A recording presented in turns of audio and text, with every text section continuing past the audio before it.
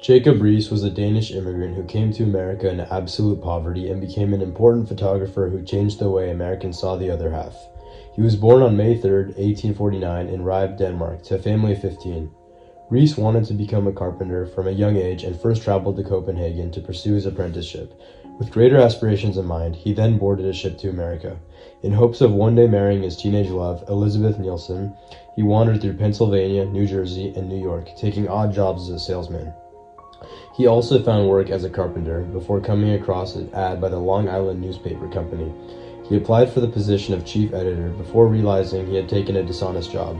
He left Long Island newspaper to work for another news company, which went bankrupt a couple months later. Riis saw this as an opportunity, and with the last $75 that he had saved up, he purchased the company. Now that he was independent, he was able to target politicians who he had previously worked for. He worked hard and was able to sell the company back to the politicians for 5 times the price he had paid them. With this money, he was able to go to Denmark to marry Elizabeth Nielsen. He quickly returned to New York, where a neighbor of his offered a short-term contract with the New York Tribune. Here he worked for years as a police reporter, going to the New York slums, where he witnessed terrible conditions and wanted to make a difference.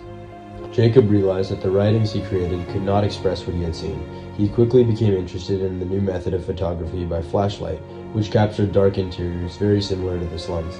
He found 3 photographers and set out to capture flashlight images of what the low-income side of New York looked like during the night. He worked for 3 years with his team to document the tenements, workplaces, and streets to send them to magazines. His photography of Mulberry Street, being one of the poorest and most criminalized areas, became a reason for New York officials to transform the area into Mulberry Park in 1887. He created a Christmas article in 1889 for Scribner's magazine titled How the Other Half Lives. This was a section of the book to which he published in 1890. How the Other Half Lives was well received at the time and had a sequel named Children of the Poor, which focused on the children he had seen at the time.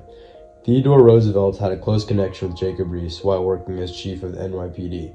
Eventually, Roosevelt became president of the U.S. and worked with Riis to create the Civil Service Law and the Tenement House Commission legislators.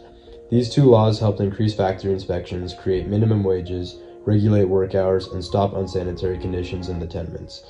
After writing his 3rd and final book about his early life from Denmark to America, named The Making of an American, in 1901, he decided to retire from Scribner's magazine.